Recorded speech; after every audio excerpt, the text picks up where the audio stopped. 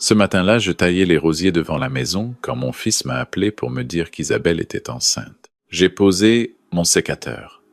J'ai regardé les rangées de rosiers que ma femme avait plantées il y a 23 ans, juste après que nous avions acheté cette maison à Gevrey-Chambertin. Marie aimait les roses blanches. Elle disait qu'elle sentait la promesse. Je me suis souvenu de sa voix, et pour la première fois depuis longtemps, quelque chose dans ma poitrine s'est desserré. Un petit-fils, une petite fille.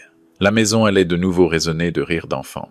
J'aurais dû rester sur mes gardes, mais le bonheur rend aveugle, même les hommes qui ont passé 35 ans à concevoir des structures qui ne cèdent pas sous la pression. Je m'appelle Bernard, j'ai 63 ans. Je suis ingénieur civil à la retraite, et pendant 10 à 8 mois, j'ai regardé une femme démanteler méthodiquement ma famille, comme on dépouille un os proprement, sans laisser de traces. Mon fils avait rencontré celle qui allait devenir sa compagne dans un cabinet d'architecture à Lyon, où il travaillait comme chef de projet. Elle s'appelait Isabelle.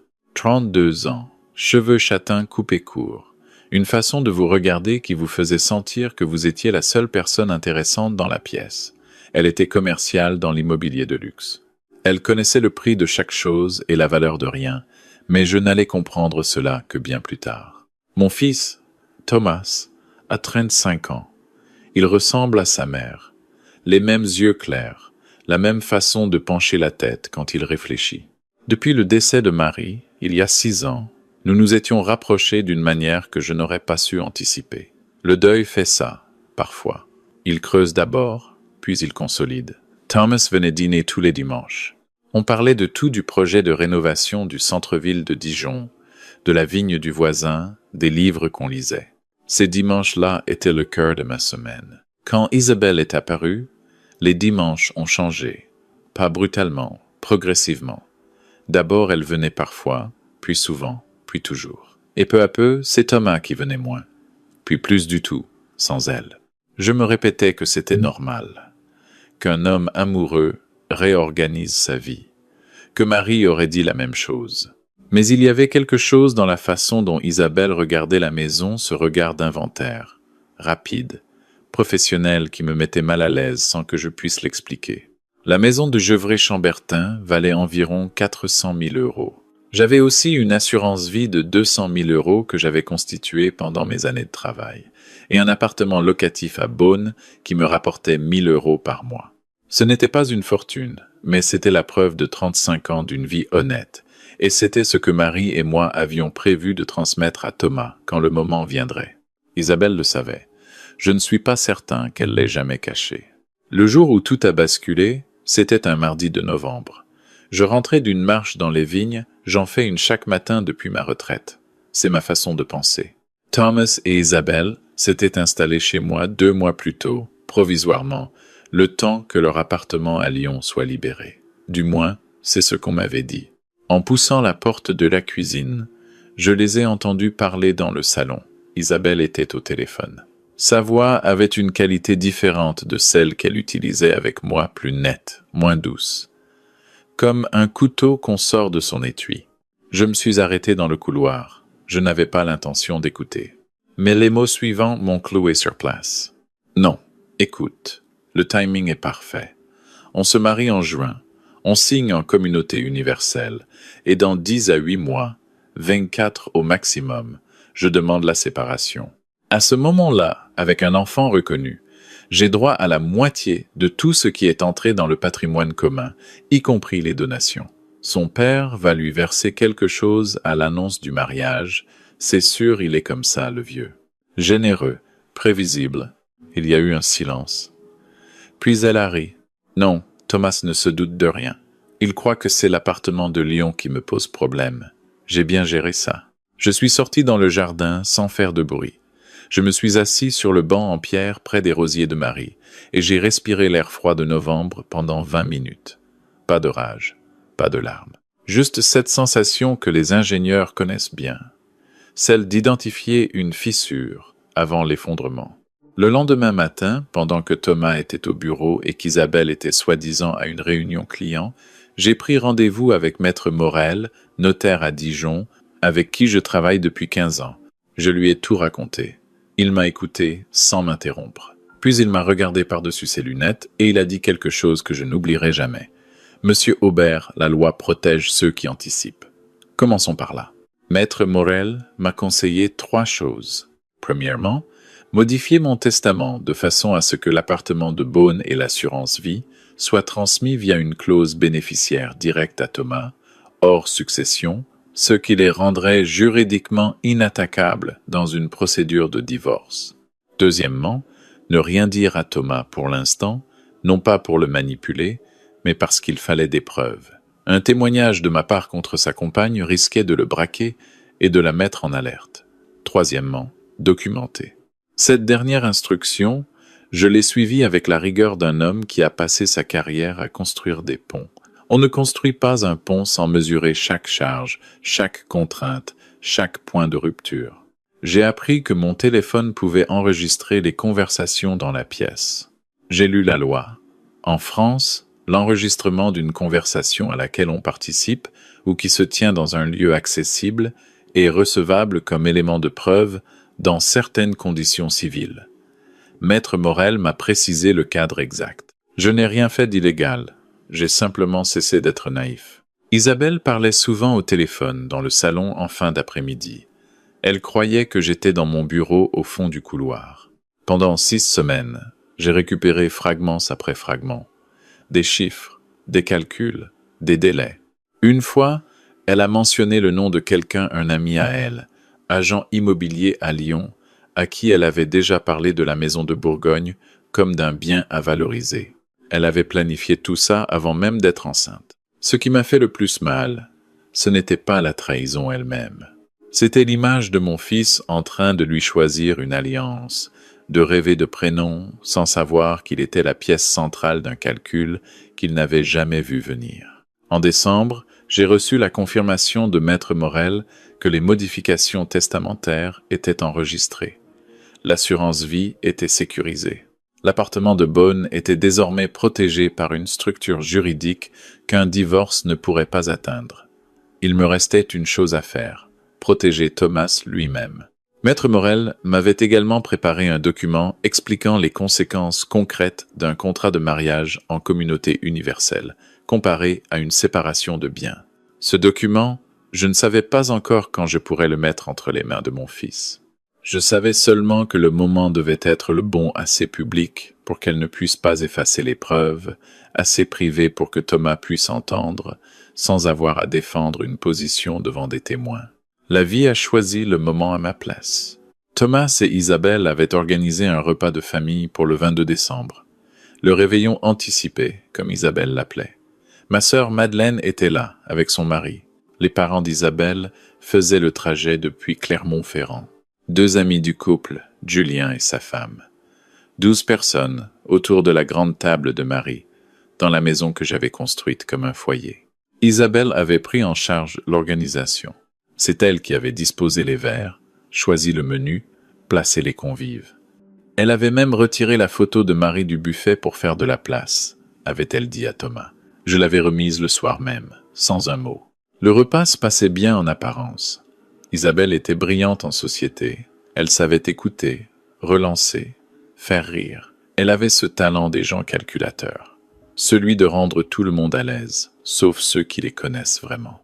À un moment, vers 22 heures, j'ai voulu descendre à la cave chercher une bouteille de Gevrey Chambertin que je gardais depuis 10 ans pour une occasion importante. Je me suis levé et j'ai dit à voix haute que j'allais chercher le vin. Isabelle a levé la tête. Elle m'a regardé d'une façon que je n'avais jamais vue chez elle en public direct, sans le vernis de douceur habituel. « Bernard, a-t-elle dit, vous n'avez pas besoin de descendre à la cave. Le vin est déjà choisi. »« C'est ma cave, » ai-je répondu tranquillement. Quelque chose a changé dans la pièce. Les conversations se sont éteintes une à une. « C'est aussi notre maison, » a-t-elle dit. « Thomas et moi vivons ici. Vous devriez être commencé à vous habituer à ce que les décisions se prennent ensemble. » Thomas a posé son verre. Il avait l'air mal à l'aise, mais il n'a rien dit. Cela m'a serré le cœur davantage que les mots d'Isabelle. « Isabelle, non vraiment, Bernard. Ça fait des mois qu'on marche sur des œufs. Vous intervenez dans tout, vous critiquez tout. Cette maison, ce sera la maison de votre petit enfant. Il serait temps que vous fassiez un peu de place. Le silence était complet. Ma sœur Madeleine avait posé ses couverts. Les parents d'Isabelle regardaient la table. Elle a continué, avec ce calme glacial qui était sa vraie voix. Franchement, ce soir, vous gâchez l'ambiance. Partez vous coucher ou sortez prendre l'air. Mais laissez-nous profiter de cette soirée sans votre présence pesante. J'ai regardé mon fils. Thomas avait les yeux baissés. J'ai repoussé ma chaise. Je me suis levé et j'ai souri un sourire calme, de ceux qu'on a quand on a terminé un calcul et que le résultat est exactement celui qu'on attendait. Tu as raison, Isabelle, ai-je dit.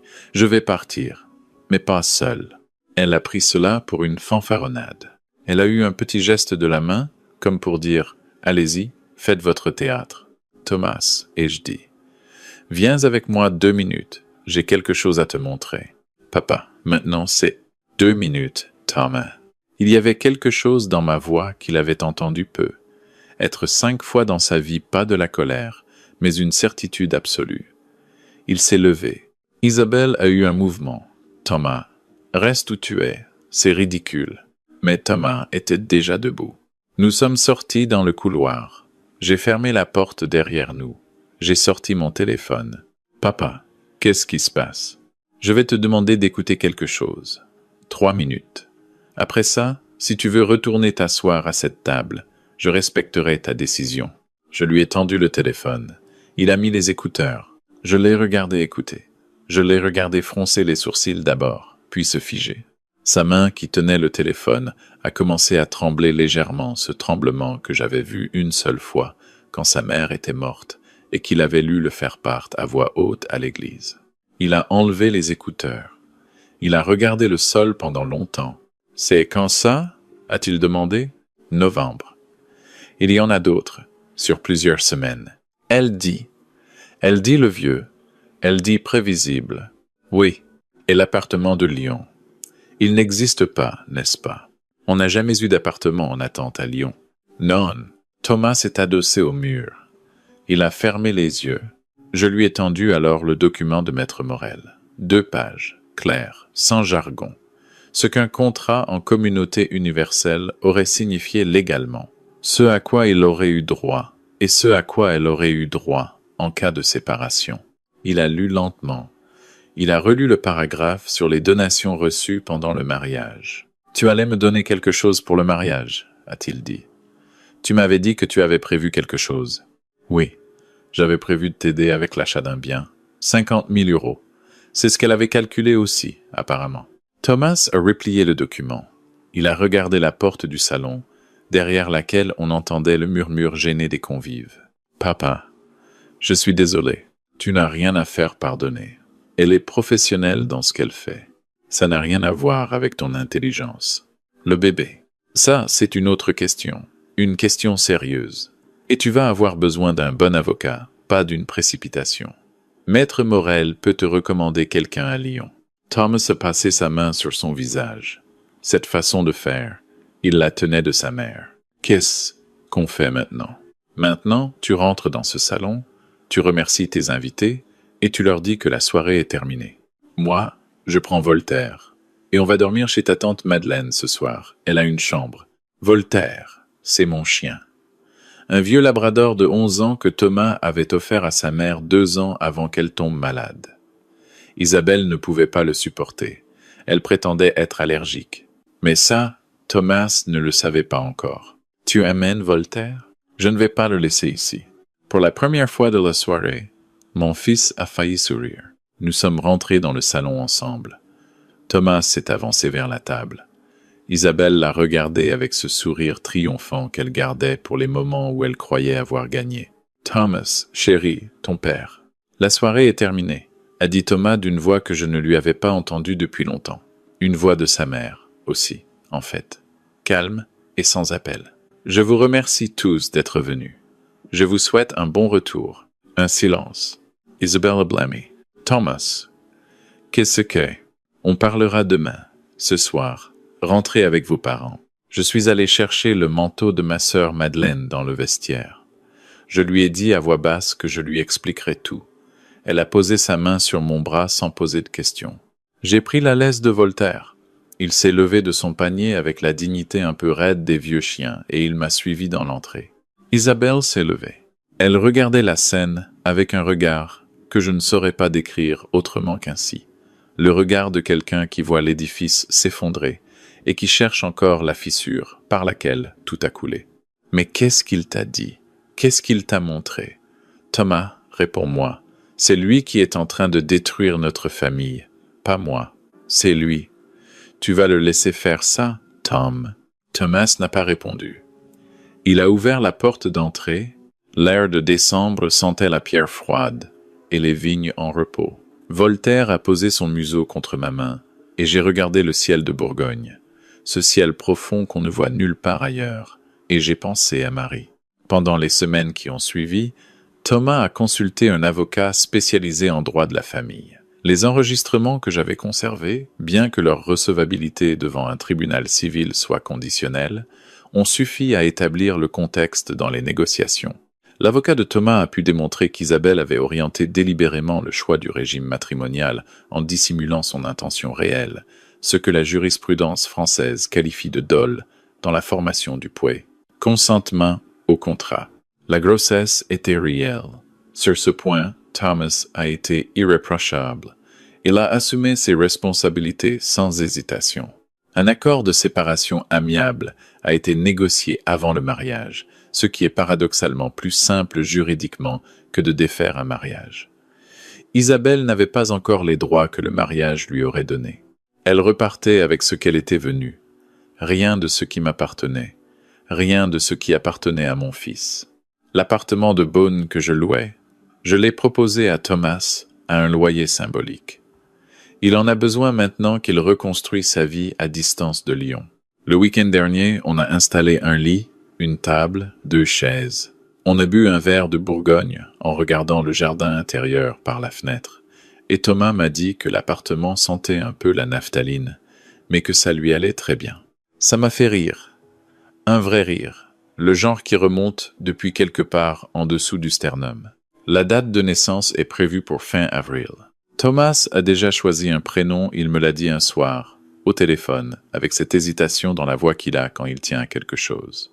Il veut appeler la petite Marie, si c'est une fille. J'ai mis du temps à répondre. Puis j'ai dit que c'était le plus beau prénom du monde. Je repense souvent à ce soir de décembre, à la façon dont Isabelle m'a regardé quand elle a compris. Pas une rage explosive, quelque chose de plus froid, de plus calculé, même dans l'effondrement.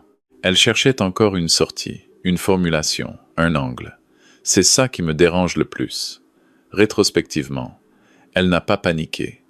Elle a recalculé. Des gens comme ça ne disparaît pas vraiment. Ça se reconfigure. Je ne dis pas ça pour faire peur à Thomas. Je le dis parce que c'est la vérité, et que Thomas mérite la vérité plus que le confort. Ce que j'ai retenu de tout ça, moi, c'est quelque chose que l'âge m'avait enseigné, mais que j'avais oublié le temps d'une bonne nouvelle et d'une annonce de grossesse. L'amour pour un enfant peut aveugler un père tout autant qu'il aveugle l'enfant lui-même. On veut tellement les voir heureux qu'on se censure. On range ses doutes. On se dit qu'on se trompe, qu'on est jaloux, qu'on est ce vieux père qui ne sait pas lâcher prise. Mais un ingénieur sait reconnaître une fissure. Et une fissure ignorée finit toujours par devenir un effondrement. Ce que j'ai fait, je ne l'ai pas fait pour punir Isabelle. Je n'éprouve pas de satisfaction particulière à sa situation. Je l'ai fait parce que mon fils méritait de savoir, parce que Marie aurait fait la même chose, peut être avec plus de grâce que moi, parce que cette maison, ces rosiers blancs, cette cave avec ces bouteilles qui attendent depuis 10 ans, tout ça, c'est une histoire. Une histoire qui ne s'arrêtera pas à un calcul sur un téléphone, dans un salon, en novembre. Voltaire dort au pied de mon lit comme il l'a toujours fait. Il a les articulations raides et il met plus de temps à se lever le matin. Mais il attend toujours que je prenne ma veste pour me suivre dans les vignes. Certaines fidélités, on n'a pas besoin de les mériter. Elles sont là, simplement. Et c'est peu. Être la chose la plus précieuse qu'on puisse garder, à 63 ans, dans une maison qui sent la pierre et la cire, et les roses blanches en été. Thomas viendra dimanche. On a parlé de refaire la gouttière du côté nord, elle fuit depuis l'automne. On mangera quelque chose de simple. Un poulet rôti peu. Être, avec des pommes de terre du jardin s'il en reste. Et si tout va bien, si le soleil de décembre tient sa promesse de l'après-midi, on ira marcher dans les vignes tous les deux, comme on le faisait avant Isabelle. Avant que j'aie besoin de compter les mots dans un couloir pour protéger mon fils d'une femme qui n'avait jamais vraiment regardé les rosiers. Il y a des victoires silencieuses qui ressemblent à une promenade dans les vignes un dimanche après-midi. C'est plus que suffisant.